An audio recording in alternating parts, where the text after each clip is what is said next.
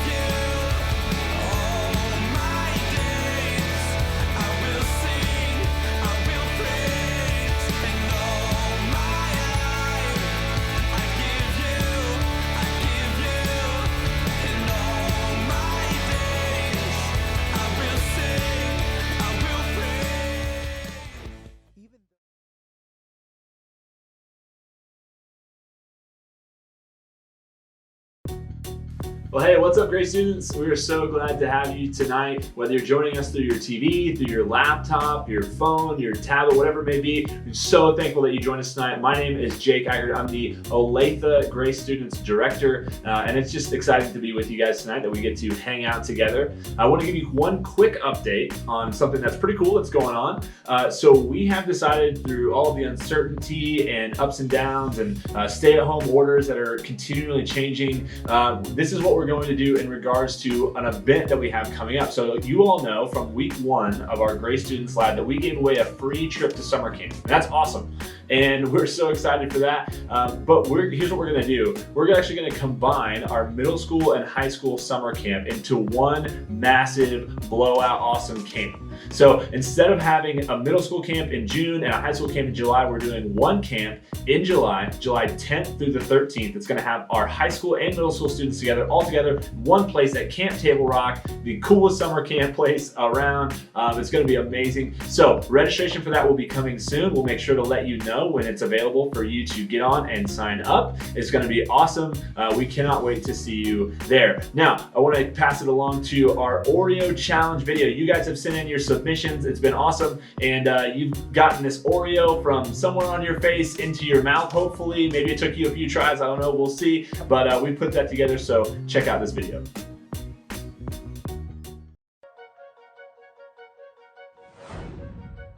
Face the cookie. The human face is composed of many muscles, with 2 large groups that help make a smile or frown. In this challenge, the contestant must move a total of 2 cookies from their forehead to their mouth using only their facial muscles. If a cookie drops, the contestant may reset another cookie on the forehead and try again. Failure to complete this task in 60 seconds may result in elimination.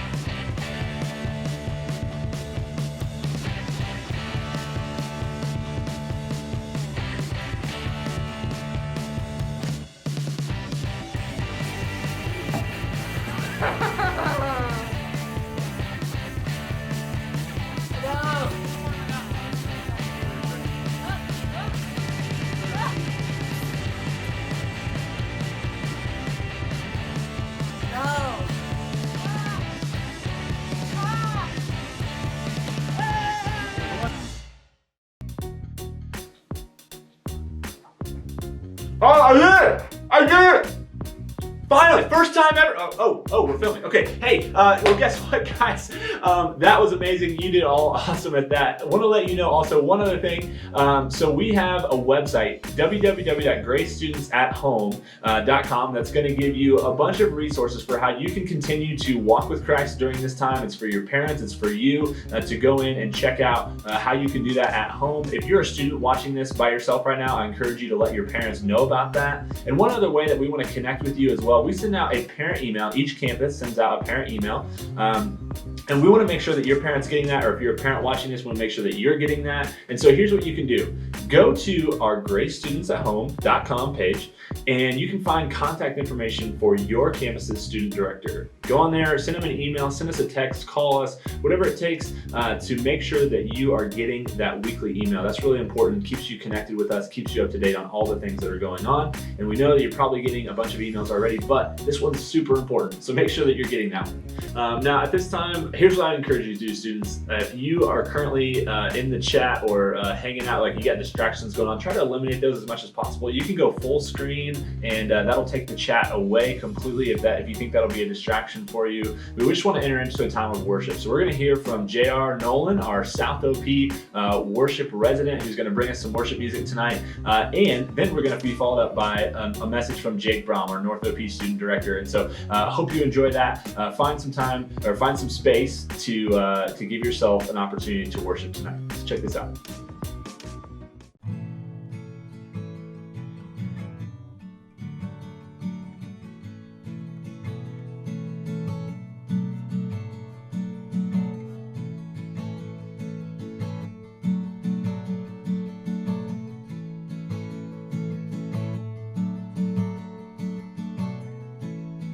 Are you hurting and broken within? Overwhelmed by the weight of your sin? Jesus is calling. Have you come to the end of yourself? Do you thirst for a drink from the well? Jesus is calling.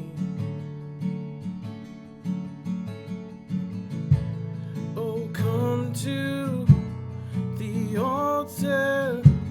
The Father's arms are open wide. Forgiveness was bought with the precious blood of Jesus Christ.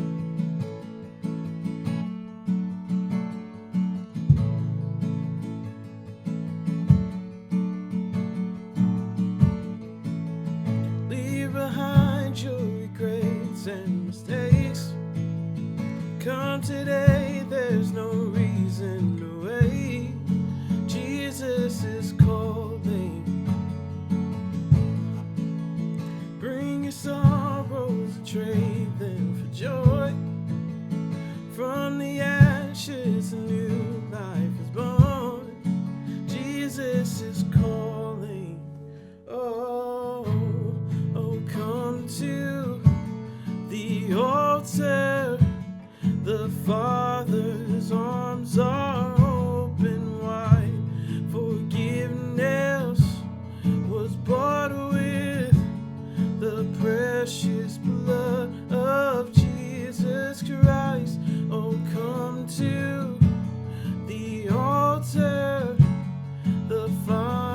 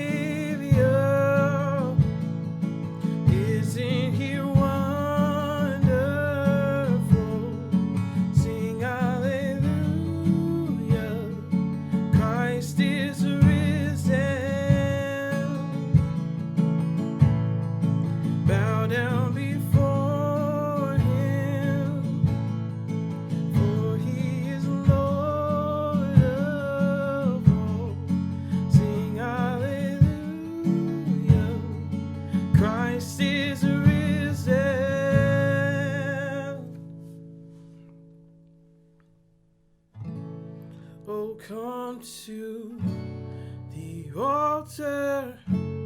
The Father's arms are open wide. Forgiveness was bought with the precious blood of Jesus Christ. Oh, come to the altar. The Father's arms are open wide. Forgiveness was bought with the precious blood of Jesus Christ.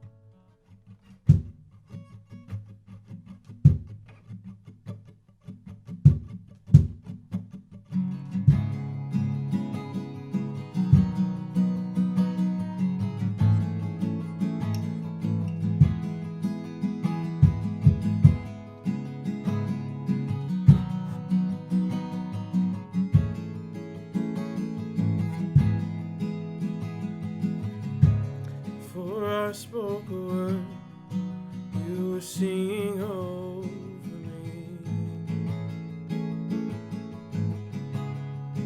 You have been so, so good to me.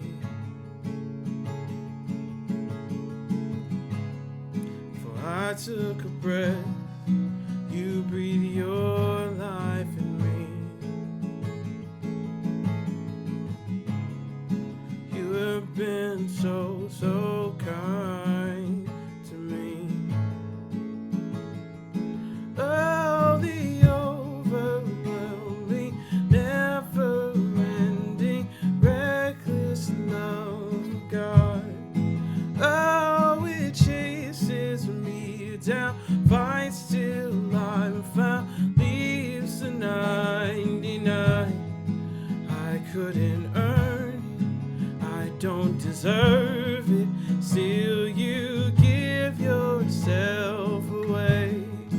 Oh, the overwhelming, never-ending, reckless love of God.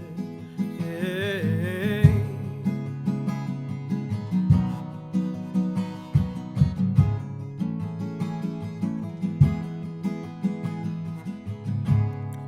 When I was your foe, still your love fought for me.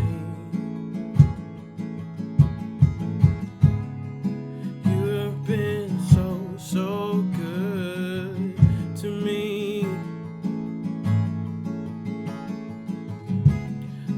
I felt no worth, you paid it all for me.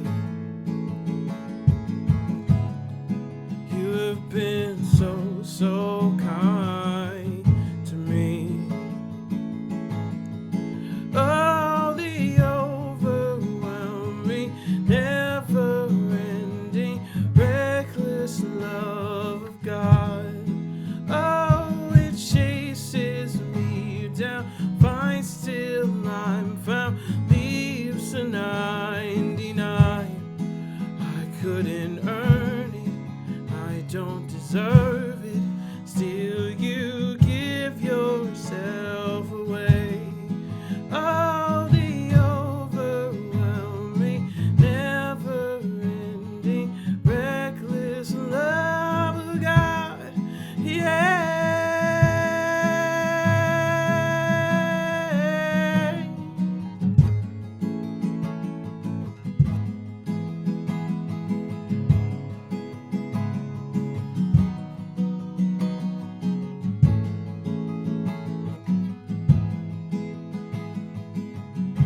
There's no shadow you won't light up, mountain you won't climb up, coming after me. There's no wall you down, lie you won't tear down, coming after me. There's no shadow you won't light up, mountain you won't climb up, coming after me. There's no wall you won't kick down, lie you won't tear down, coming after me. Oh, there's no shadow you won't light up, mountain you won't climb up, coming after me. There's no wall you won't kick down, lie you won't tear down, coming after me. There's no shadow you won't light up, mountain you won't climb up, coming after me. There's no wall you won't kick down, lie you won't tear down, coming after me. Oh, the overwhelming, never-ending, reckless love of God. Oh, it chases me down, finds till I'm found, leaves the 99. I couldn't earn it, I don't deserve it, still you give yourself away. Oh, the overwhelming, never-ending, reckless love of God. Yeah.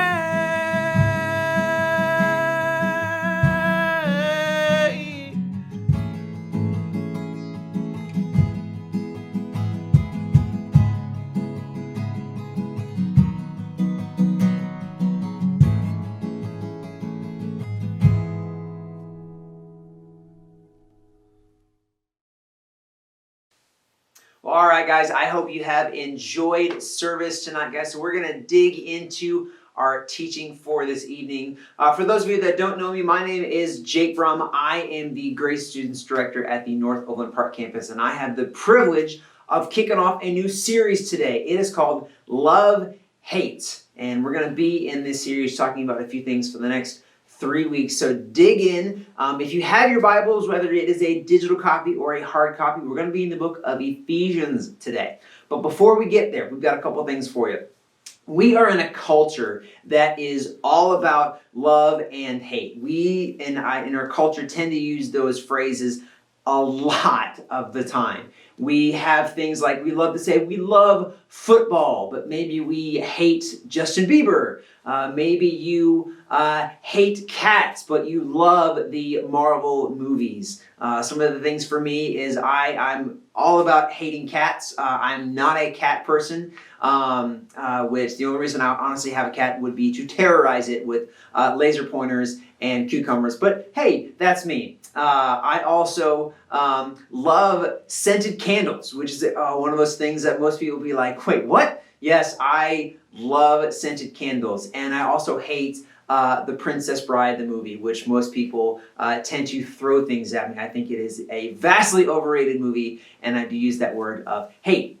But when it comes to this thing of love, we use that phrase all of the time. And we're all about love. We love love stories. There's not very many movies that don't have a love story involved in it. There's not many TV shows that have some kind of characters that are bouncing back and forth between love. We have song after song about love. And even within the church, we talk about how we are to love God and to love others. And Jesus was all about love.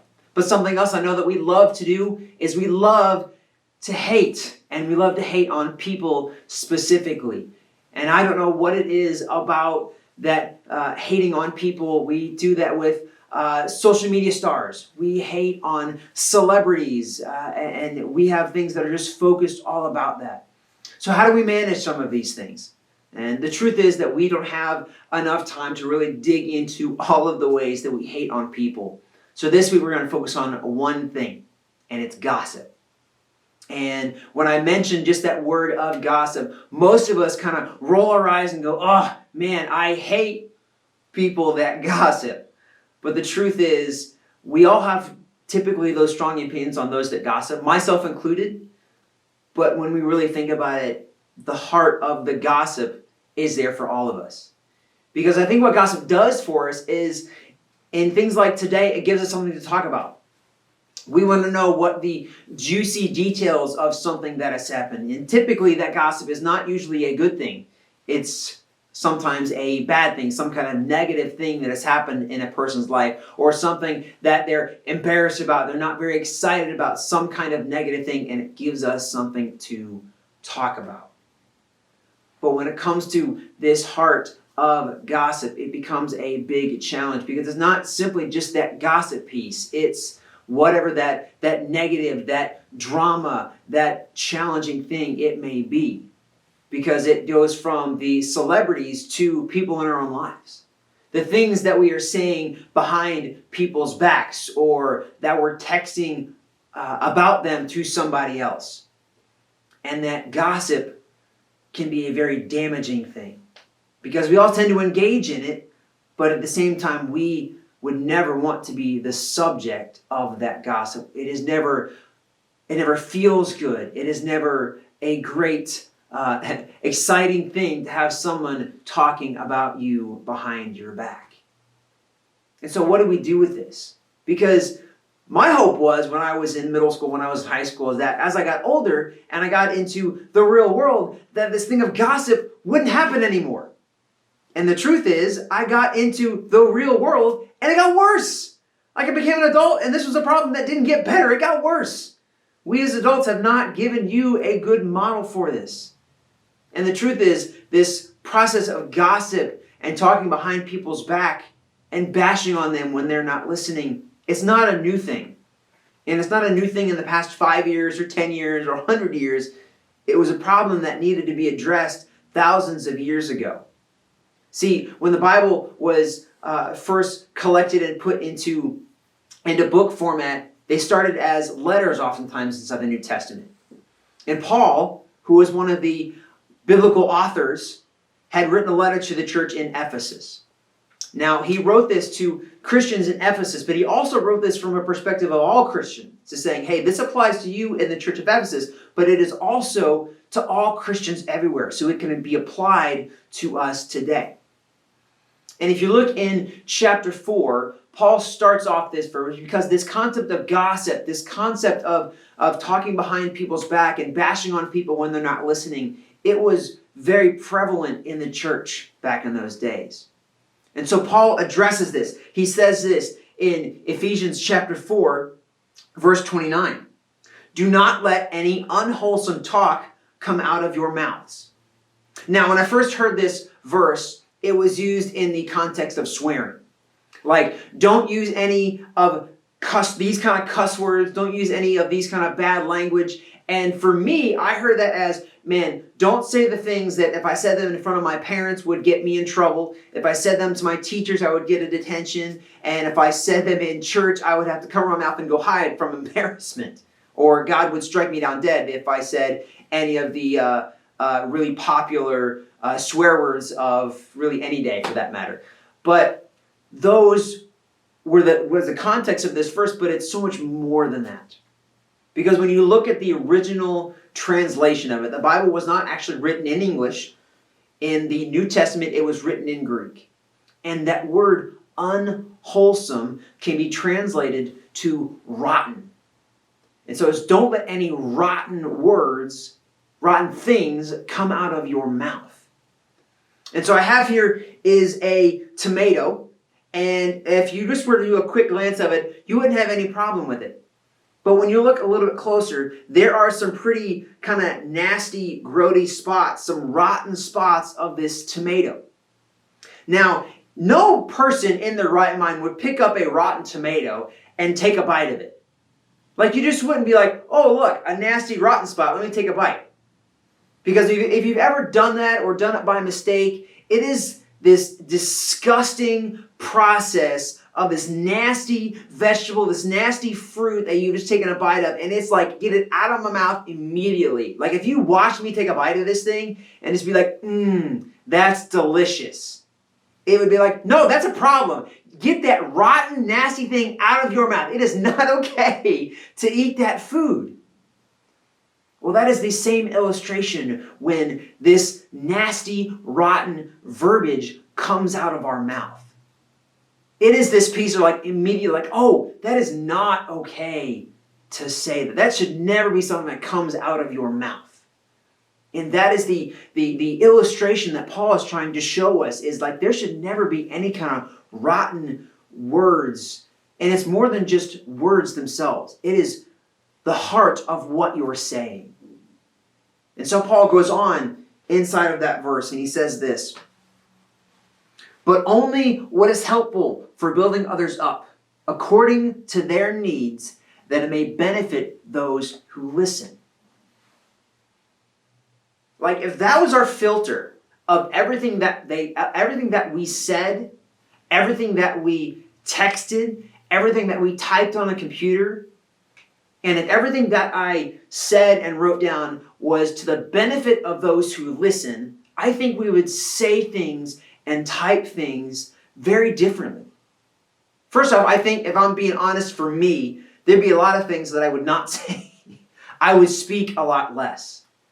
I would type a lot less. I would pay more attention to the words and phrases I'm actually saying. Because so often, guys, we say things that will never get back to the person. But we live in a culture where gossip is so prevalent that we have celebrities that have become famous because of gossip. We live in a subtweet culture where you will respond to someone and have these secret accounts. You can say whatever you want to say and not actually get caught for it. But guys, as Christians, if you call yourself a Christian, we are called to live differently. Jesus calls us to live differently and use the words that we say to build others up. Now, that does not give us permission to use that as a blanket of, I'm going to build other people's up by being a jerk. That doesn't give us that kind of permission, but to communicate in such a way that is a benefit to everybody who listens. And that is the heart of what Paul is trying to communicate. So what kind of self-inventory do we have to do? What is the way we have been communicating about people need to change? What is the rotten language, attitude, posture that we need to change? Because it's more than just swear words. It is the heart of what you're saying. And so I had someone share with me today that to balance out positive and negative speech, that for every single negative thing that you say towards somebody, that you say about somebody, there have to be 7 positive things to counterbalance it. 7-to-1 ratio. And I would argue that inside of our culture today, that ratio is flipped. And that would probably be a better ratio than the reality. Guys, how do we change the way we communicate about people and talk about people? Why do we have this tendency to lean in when we hear gossip, when we hear the juicy details of what someone else is going through? I think sometimes it makes us feel better about ourselves. Sometimes it makes us think that our life it makes us feel better about what's going on. It shifts the attention off of us, because if we're talking about somebody else, we don't have to talk about our own stuff. But maybe who's the person that God is bringing to your mind right now that you've had unwholesome talk about? Who's the person God is trying to get your attention by, saying, hey, the way that you've been communicating about them is not okay? Guys, we are called to be different within those kind of things. So my question, as we transition back into a time of worship, is what is God telling you? What has God been trying to get your attention on over the past few moments to say, that needs to change? And then my follow-up question is, what will you do about it? What is God telling you, and what will you do about it? Because the Bible tells us in James chapter 3 that the tongue is so challenging to be tamed, because we can be so quick-witted and so fast at saying something that we don't even process what we're saying sometimes. But it can be so damaging that it can ruin friendships and ruin relationships. The truth is, guys, the bottom line with all of this is, let us be about love. Let all that we are be more about things we are for than the things we are against. The things that we love, that we focus on love and not on hate. But the words we communicate focus on love. Now take the next few moments, pray and process and listen to what God may be trying to reveal to you.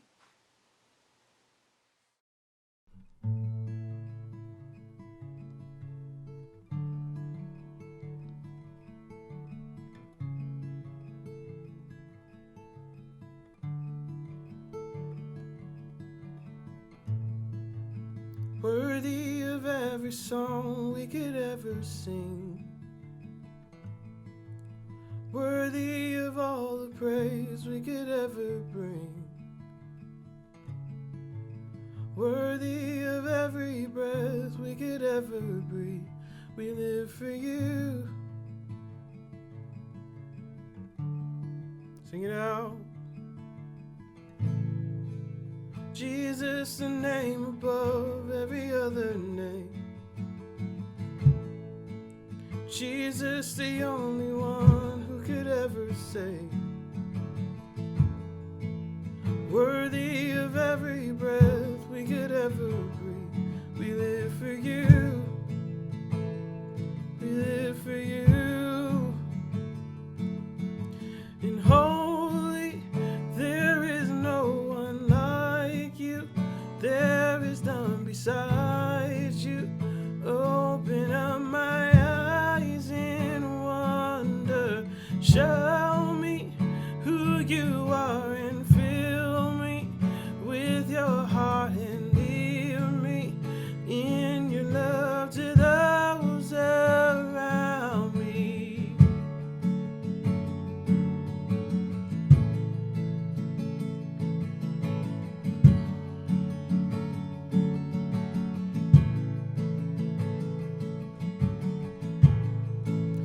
Worthy of every song we could ever sing. Worthy of all the praise we could ever bring. Worthy of every breath we could ever breathe. We live for you. Jesus, Jesus, the name above every other name. Jesus, the only one who could ever save.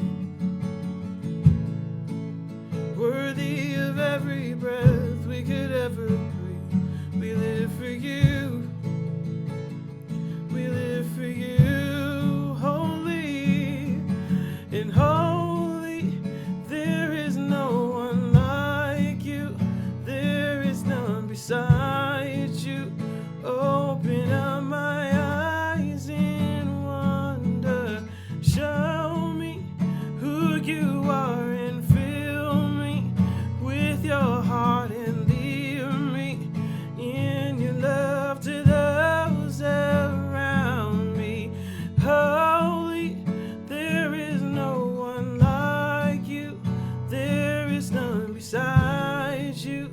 Open up my eyes in wonder. Show me who you are and fill me with your heart and lead me in your love to those around me.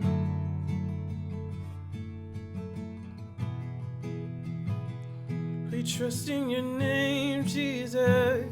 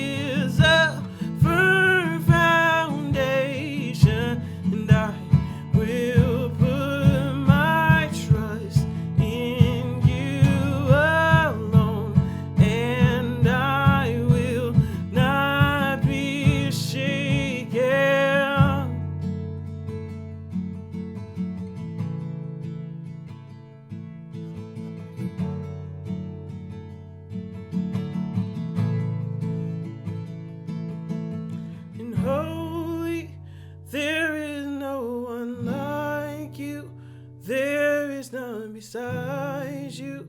Open up my eyes in wonder. Show me who you are and fill me with your heart and lead me in your love to those around me.